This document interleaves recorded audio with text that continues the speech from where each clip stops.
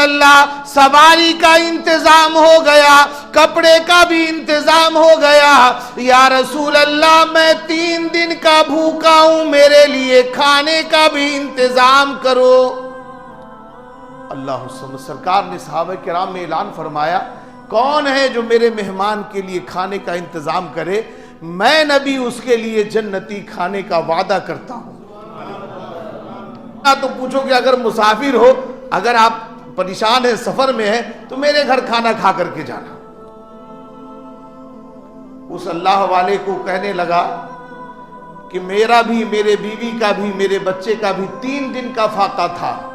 میرے بیٹا بھی کہنے لگا، ابا جان اگر آپ کو جنت چاہیے تو ہمیں بھی چاہیے، میرے نام کی بھی لے جاؤ، میں 4تھے دن کا بھی فاقہ کر لوں گا۔ فرماتے ہیں کہ کل ہو کر کے میرے بیٹے کی طبیعت بگڑ گئی، اس کے نام کا، بیٹے کے نام کا روٹی میں بیٹے کو دے آیا، میں نے بھی اور میری بیوی نے بھی 4تھے دن کا فاقہ کر لیا۔ اور ایک دن آیا کہ بیوی کی بھی حالت غیر ہو گئی، میں نے اپنے بیوی کے حصے کی بیوی کو دے آیا ہوں، اور کل کو میرا 5واں دن ہو جائے گا۔ مولانا میں نے اس لیے کہا ہے کہ آپ یہاں تشریف نہ رکھیں، کہیں اور چلے جائیں کہ کہیں میرا قدم نہ پھسل جائے اور میں کہیں ایسا نہ ہو کہ آپ بھوکے نہ رہ جائیں، اس لیے میں نے کہا ہے کہیں اور آپ تشریف لے جائیں۔ اندازہ لگاؤ مسلمانوں، نبی کا دور ہے، مسجد نبوی ہے، صحابہ کرام کا مجمع بیٹھا ہے، ایک کافر بوڑھا آتا ہے اور کہتا ہے، یا نبی اللہ، یا رسول اللہ، میں تیرے مذہب کو ماننے والا نہیں، تیرا کلمہ پڑھنے والا نہیں، ہوں بھی کافر، ہوں بھی تیرا دشمن، لیکن مسافر آدمی ہوں، سفر دور کا ہے، مجھے سواری چاہیے، سواری کا انتظام کر دو، چونکہ میں نے سنا ہے کہ نبی جو ہوتے ہیں بہت رحم دل ہوا کرتے ہیں۔ چنانچہ سرکار نے بھرے مجمع میں اعلان کیا، کون ہے آج کی تاریخ میں مجھ محمد عربی صلی اللہ تعالی علیہ وسلم کے لیے سواری کا انتظام کرے، میں اس کے لیے پل سے رات پر گزرنے کے لیے سواری کا انتظام کر دوں گا۔ ایک صحابی رسول کھڑے ہوئے، عبداللہ بن صامت رضی اللہ تعالیٰ عنہ، اس نے اپنی اونٹنی سرکار کی بارگاہ میں پیش کر دیا کہ یا رسول اللہ یہ سواری ہے اور اس کافر کو دے دے، بوڑھے آدمی کو۔ وہ بوڑھا کہنے لگا، یا نبی اللہ، یا رسول اللہ، سواری کا انتظام ہو گیا ہے لیکن میرے بدن پر کپڑا بھی نہیں ہے، کپڑے کا بھی انتظام کر دیا جائے۔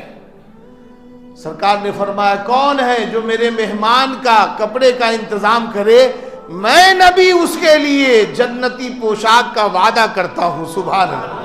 حضرت مولا علی رضی اللہ تعالیٰ عنہ کھڑے ہوئے اور اپنا کرتا مبارک اتار کر کے دے دیا کافر کو، لے چل جا، تیرے لیے سواری کا بھی انتظام ہو گیا، کپڑے کا بھی انتظام ہو گیا، چل روانہ ہو جا۔ وہ بوڑھا کہنے لگا، یا نبی اللہ، یا رسول اللہ، سواری کا انتظام ہو گیا، کپڑے کا بھی انتظام ہو گیا، یا رسول اللہ میں 3 دن کا بھوکا ہوں، میرے لیے کھانے کا بھی انتظام کرو۔ اللہ سرکار نے صحابہ کرام میں اعلان فرمایا، کون ہے جو میرے مہمان کے لیے کھانے کا انتظام کرے، میں نبی اس کے لیے جنتی کھانے کا وعدہ کرتا ہوں۔ 300 صحابہ کرام بیٹھے ہوئے تھے وہاں پر، 300 صحابہ کرام۔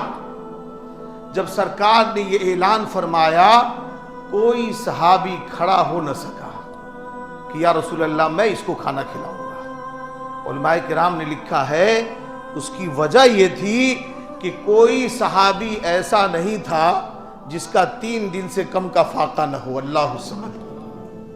آج اندازہ لگاؤ مسلمانوں، اللہ کی کتنی ناشکری ہے، دن بھر کھاتے ہیں پھر بھی ہائے ہائے ہم کرتے ہیں، نہ جانے کتنے لباس ہیں، کتنے کپڑے ہیں ہمارے پاس، نہ جانے کھانے کے کتنے انتظام ہیں، پھر بھی ہمارے اندر ناشکری ہے۔ صحابہ کرام 3 دن کا فاقہ ہے تمام صحابہ کرام کا، کوئی صحابی کھڑا نہ ہو سکا۔ ہمارا دور ہوتا نا فوراً بوڑھے کا ہاتھ پکڑ کے چل یہ مذاقی سمجھ رکھا ہے، چلو تمہیں باہر لے جا کے رسگلے کھلاتا ہوں میں نے کوئی کھانے کی دکان کھول رکھی ہے، پہلے سواری مانگا پھر کپڑا مانگا، اب کھانے کے لیے کہہ رہا ہے۔ ایک صحابی رسول حضرت سلمان فارسی رضی اللہ تعالیٰ چپکے سے کھڑے ہوئے اور اس کافر مسافر کا ہاتھ پکڑا اور کہا چل میں تجھے ایسے دروازے پر لے جاتا ہوں کہ میرا دل کہتا ہے کہ تو وہاں سے بھوکا واپس نہیں آئے گا۔ سبحان اللہ۔ حضرت سلمان فارسی رضی اللہ تعالیٰ اس بوڑھے کافر کا ہاتھ پکڑ کے کہاں لے گئے؟ خاتون جنت سیدہ فاطمۃ الزہرا رضی اللہ تعالی عنہا کے دروازے پر لے گئے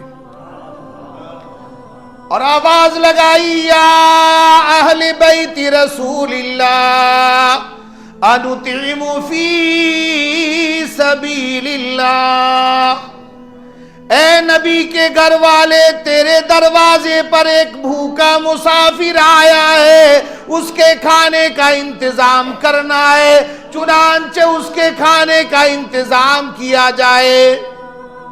حضرت سلمان فارسی رضی اللہ تعالیٰ عنہ نے باہر سے آواز لگائی، اندر سے آواز آئی کہ جا کر کے حسنین کریمین کے چہرے کو دیکھو، ارے 3 دن کی بھوک نے پیاس نے جنتی نوجوانوں کے چہرے کو مرجھا کر کے رکھ دیا ہے۔ لیکن چنانچہ میرے نبی کا مہمان ہے، میرے والد کا مہمان ہے، میرے دروازے پر آیا ہے، میں اسے بھوکا نہیں جانے دوں گی۔ ایسا کرو کہ میری چادر لے جاؤ، شمعون یہودی کے دکان پر لے جاؤ، میرے چادر کو گروی رکھ دو اور گروی رکھ کر کے جو پیسے آئے اس سے جو خرید کر کے لانا، میں پیس کر کے کھانا بنا کر کے اپنے والد کے مہمان کو کھلا کر کے روانہ کروں گی۔ سبحان اللہ، سبحان اللہ۔ چنانچہ حضرت سلمان فارسی رضی اللہ تعالیٰ سرکار کی بیٹی خاتون جنت کا دوپٹہ لیا، شمعون یہودی کے یہاں گیا اور کہا کہ یہ میرے نبی، یہ آخر الزماں کی بیٹی کی چادر مبارک ہے، اسے گروی رکھنے آیا اور اسے اپنے پاس گروی رکھ لو اور اس کے بدلے میں جو دے دو تاکہ میں نبی کے گھر پر مہمان، نبی کے بیٹی کے گھر پر جو مہمان آیا اسے کھلا کر کے روانہ کیا جائے۔ شمعون یہودی در غلہ بھی تولتا جاتا ہے اور روتا بھی جاتا ہے۔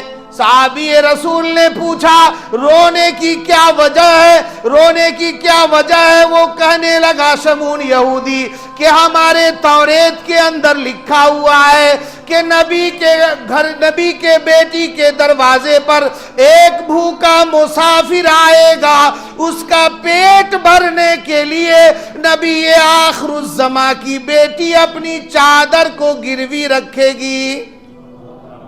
یہ ہمارے توریت میں لکھا ہوا ہے۔ چنانچہ غلہ بھی دے رہا ہوں، رو اس لیے رہا ہوں کہ وہ یہودی مجھے ہی بننا تھا۔ جلدی سے اس نے اناج تولا ہے اور تول کر کے کہا اے سلمان کسی کے معرفت جلدی سے بھیج دو اور ایسا کرو کہ مجھے جلدی دربار رسالت میں لے چلو، کہیں ایسا نہ ہو دیر ہو جائے، سرکار کی بارگاہ میں لے چلو، مجھے کلمہ پڑھ کر کے مسلمان بنا دو۔ سبحان اللہ۔